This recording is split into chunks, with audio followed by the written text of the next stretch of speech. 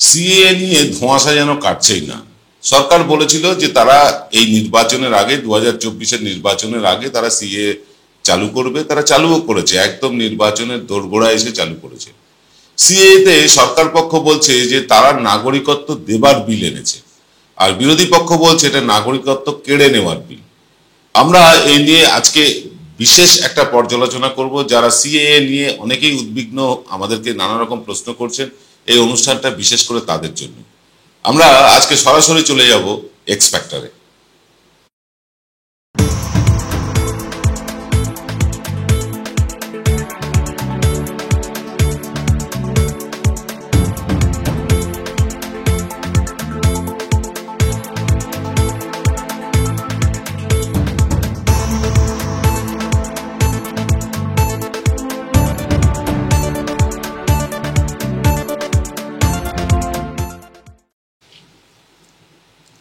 নমস্কার, আদাব, আমি আপনাদের প্রবীর বিশ্বাস। আপনারা দেখতে শুরু করেছেন প্রত্যেক দিনের অভ্যেস মতো বিশ্বজোড়া বাঙালির আওয়াজ এমকে ডিজিটালের প্রভাতী অনুষ্ঠান এক্স ফ্যাক্টর।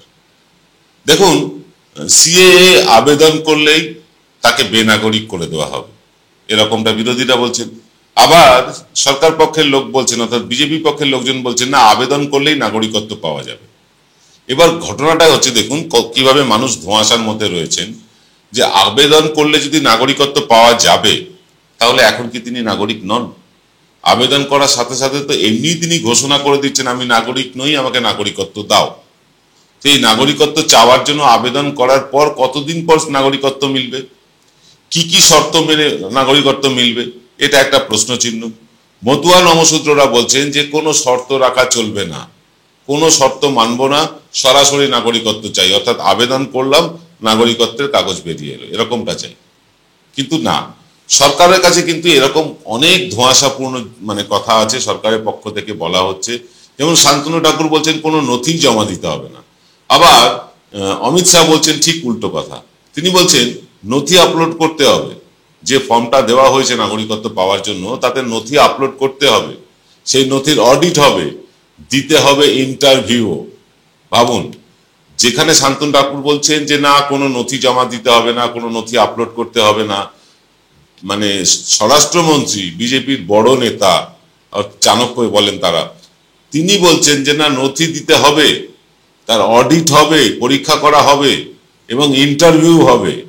কেন্দ্রীয় সরকারি যে প্রতিশ্রুতি বদলে যাওয়ার সঙ্গে সঙ্গে প্রতিদিন সিএএ নিয়ে বাড়ছে জটিলতা, এবং এখন যা দাঁড়াচ্ছে তাতে ভারতীয় নাগরিকত্ব পাওয়ার বিষয়টা মোটেই কিন্তু আর সহজ নেই। বরং কেন্দ্রীয় স্বরাষ্ট্রমন্ত্রী অমিত শাহের মন্তব্যে বৃহস্পতিবার তিনি যে মন্তব্য করেছেন, তাতে দেখা যাচ্ছে যে সিএএ আতঙ্ক কিন্তু বাড়ছে সাধারণ মানুষের মধ্যে। এতদিন মোদী সরকারের দাবি ছিল সিএএ নাগরিকত্ব দেবার আইন, কেড়ে নেওয়ার নয়, এইভাবেই তারা প্রচার করেছিলেন। শুভেন্দু অধিকারী বলেছেন, তিনি তো এমন কথাও বলেছেন যে কারুর যদি নাগরিকত্ব কেড়ে নেওয়া হয় তিনি নাকি বিধায়ক পদ ছেড়ে দেবেন। যাই হোক, তিনি অনেক রকম কথা বলেন, তার কথার আর কোনো গুরুত্ব নেই। আর এই নাগরিকত্ব পেতে কোনো নথিপত্র জমা দিতে হবে না, এমনটা বলছেন কিন্তু শান্তনু ঠাকুর, শুভেন্দু অধিকারীরা।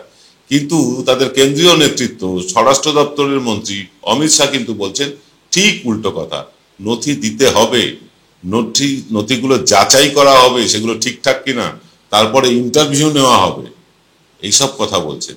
সিএএ সংক্রান্ত ওয়েবসাইটের নাম পরিচয় বিস্তারিত জানিয়ে আবেদন করলেই নাকি চলবে, এরকমটা বলছেন শান্তনু ঠাকুররা, শুভেন্দু অধিকারীরা।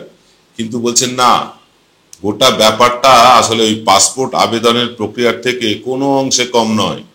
এক্ষেত্রেও নাগরিকত্বের আবেদন করার পর ডাক পড়বে স্বরাষ্ট্র মন্ত্রকের দপ্তরে, অর্থাৎ আপনি নাগরিকত্ব চাইলেন, আবেদন করলেন, নথিপত্র আপলোড করলেন, অর্থাৎ আপনার আধার কার্ড, ভোটার কার্ড, আরো যেসব লাগবে 19 রকম নথিপত্র লাগবে সম্ভবত, সেই 19 রকম নথিপত্র আপনি আপলোড করলেন।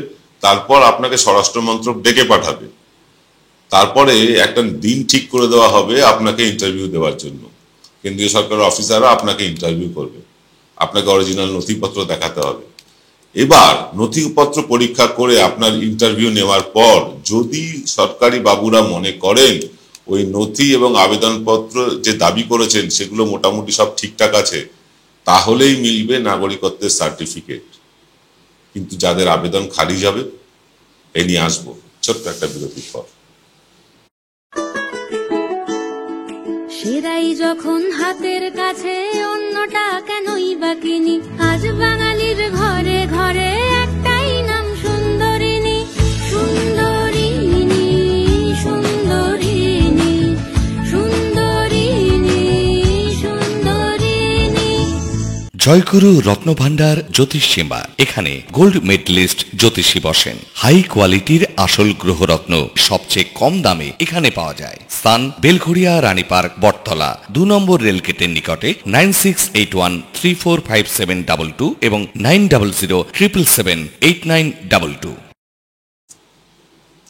ফিরলাম বিরতির পর। আপনারা দেখছেন এনকে ডিজিটালের প্রভাতী অনুষ্ঠান এক্স ফ্যাক্টর।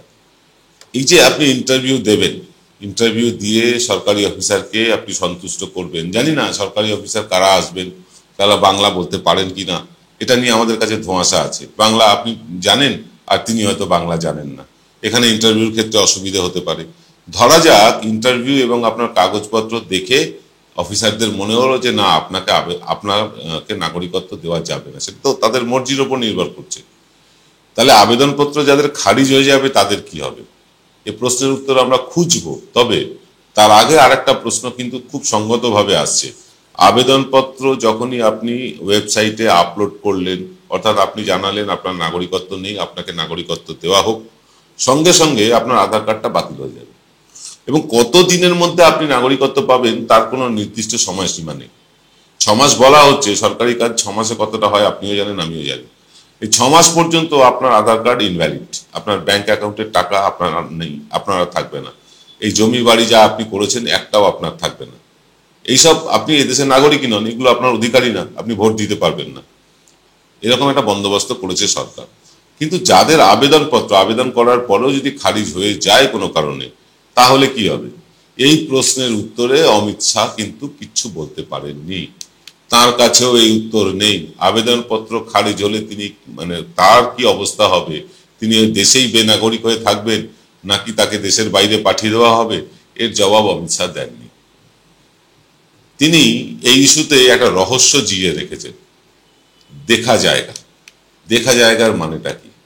একটা আতঙ্ক তৈরি করছেন, যেই আতঙ্ক আসামে এনআরসির সময় দেখা গিয়েছিল।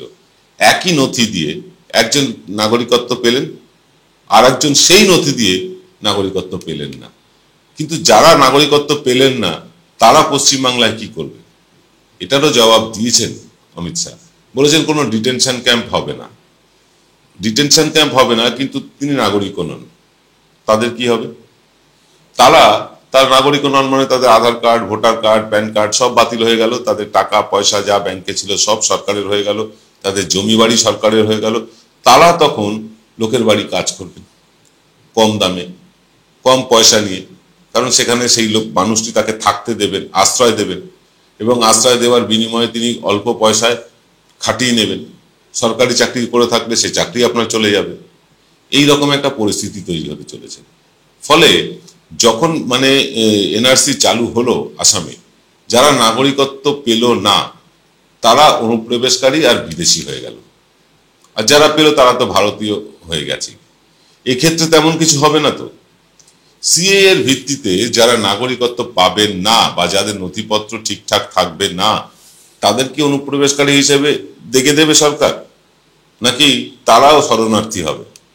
অমিত শাহ বলেছেন যাদের নথি নেই তাদের ব্যাপারে এখনো কোনো সিদ্ধান্ত হয়নি। এরকম সিদ্ধান্ত না নিয়ে তড়িঘড়ি সিএ লাগু করার মানে কি? ধরুন যাদের কাগজপত্র নেই ঠিকঠাক করে, অনেকেরই কাগজপত্র হারিয়ে গেছে, জলে ভেসে গিয়েছে, পুড়ে গিয়েছে, এরকম হতেই পারে। যাদের নথি নেই তাদের কি হবে? বলেছেন না, তাদের ব্যাপারে আমরা এখনো ভাববো, কোনো সিদ্ধান্ত নিইনি। তবে উদ্বেগের কোনো কারণ নেই। আলবাত আছে উদ্বেগের কারণ। আপনি কোনো একটা আইন লাগু করছেন, সেই আইনের বলে কেউ যদি বেনাগরিক হয়ে যায় তাদের ব্যাপারে আপনি সিদ্ধান্ত না নিয়ে আইন লাগু করছেন।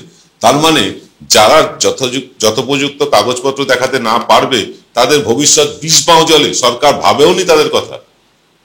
অর্থাৎ এখনো সিএ কার্যকরার প্রক্রিয়ার মধ্যে না বলা কিন্তু এক ঝাঁক শর্ত রয়ে গেছে।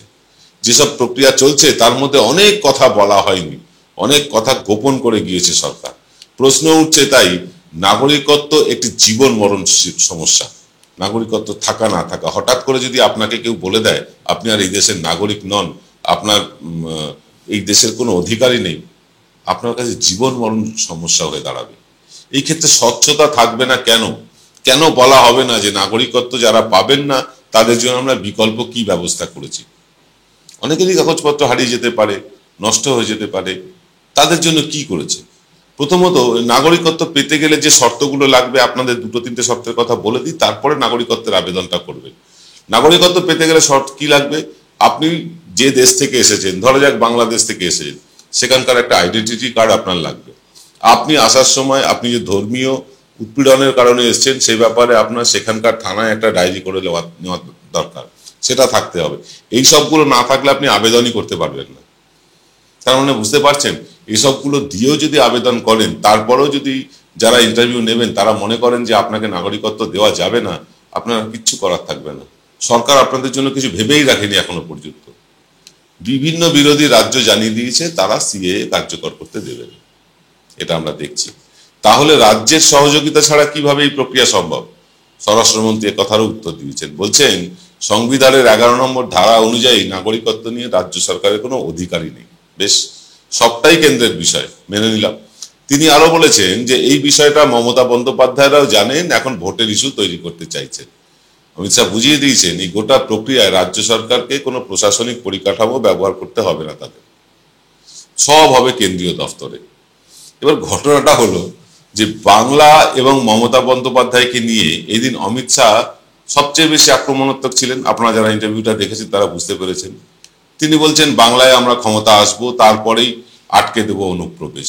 এইখানে আমরা একটা প্রশ্ন করতে চাই, অনুপ্রবেশ ক্ষমতায় পশ্চিমবাংলায় আসার পর কেন আটকাবেন? অনুপ্রবেশ আটকানোর তো এখনই আপনার দায়িত্ব। আপনি তো দেশের স্বরাষ্ট্রমন্ত্রী, আপনারই তো দেশের অনুপ্রবেশ আটকানোর কথা। আপনি কেন আটকাতে পারছেন না? বর্ডার তো আপনার লোকেরা পাহারা দেয়, তারা কেন অনুপ্রবেশ আটকাতে পারছে না? ক্ষমতায় পশ্চিমবাংলায় ক্ষমতায় এলেই আপনারা অনুপ্রবেশ আটকাবেন, তা না হলে আটকাবেন না, এ কেমন কথা স্বরাষ্ট্রমন্ত্রী? অনুপ্রবেশ আটকাতে গেলে রাজ্যের ক্ষমতায় আসতে হয়? কখনো শুনিনি, কখনো শুনিনি। পাঞ্জাবও একটা বর্ডার, সেখানে আপনারা ক্ষমতায় নেই, কিন্তু সেখানে অনুপ্রবেশ আটকানো গিয়েছে, কারণ সেখানে বর্ডার সিকিউরিটি ফোর্স শক্তপোক্ত। এখানে ঢিলে ঢালা, তাই এখানে অনুপ্রবেশ হচ্ছে। মানে তিনি এটা বলছেন যে সিএএ কার্যকরের সাথে এনআরসির সম্পর্ক নেই, তিনি এটা বলেছেন। কিন্তু তিনি সংসদে বলেছেন প্রথমে সিএএ হবে, তারপরে এনআরসি চালু হবে, ক্রোনোলজি সমঝিয়ে। মনে পড়ে কথাগুলো? এই যে এক একবার এক এক সময় কথা বলছেন, এই কথাগুলো তো মিলছে না কোনোটার সাথে। তিনি বলেছেন ডিটেনশন ক্যাম্প পশ্চিমবাংলায় হবে না। ঠিক আছে, ডিটেনশন ক্যাম্প হবে না, এখানে নাগরিকত্ব বাতিল হয়ে গেলে লোক ফ্যাপা করে রাস্তায় ঘুরে বেড়াবে, সব ঠিক আছে। তাহলে আসামে ডিটেনশন ক্যাম্প করেছেন কেন? যদি পশ্চিমবাংলায় না করার আপনি কথা বলেন, তাহলে আসামে করেছেন কেন? এরকম অজস্র ধোঁয়াশা নিয়ে সিএএ আইনটা কিন্তু নিয়ে আসা হয়েছে। তাহলে এই যে সিএএ আইনে নাগরিকত্বের আবেদন কি করে হবে? প্রথমে করতে হবে ওয়েবসাইটে আবেদন, এরপরে ধার্য হবে একটা নির্ধারিত দিন।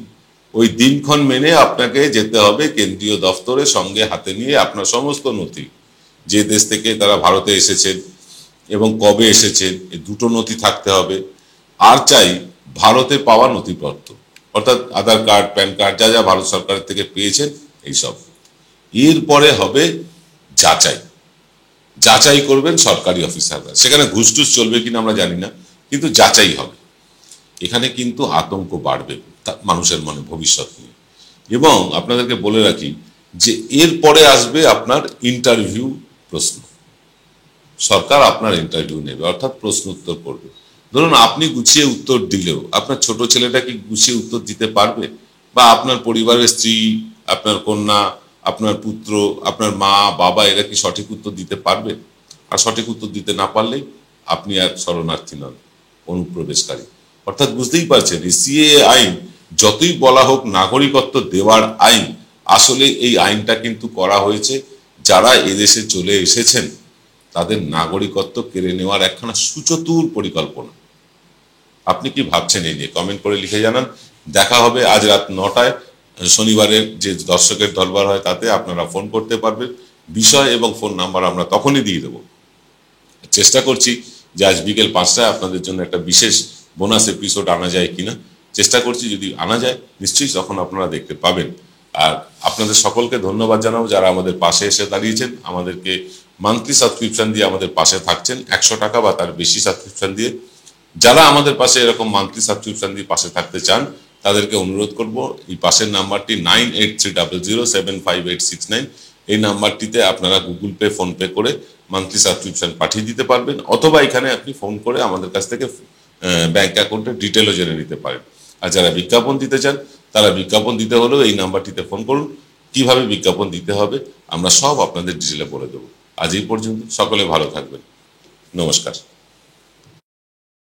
উইকিপিডিয়ার তথ্য অনুযায়ী এনকে ডিজিটাল ছিল গত বিধানসভা নির্বাচনের সবচেয়ে নিখুঁত এক্সিট পোল এবং ওপিনিয়ন পোলের অধিকারী। এবারের লোকসভা নির্বাচনের ওপিনিয়ন পোল আসছে এই মার্চেই। জানতে হলে দেখতে থাকুন এনকে ডিজিটাল।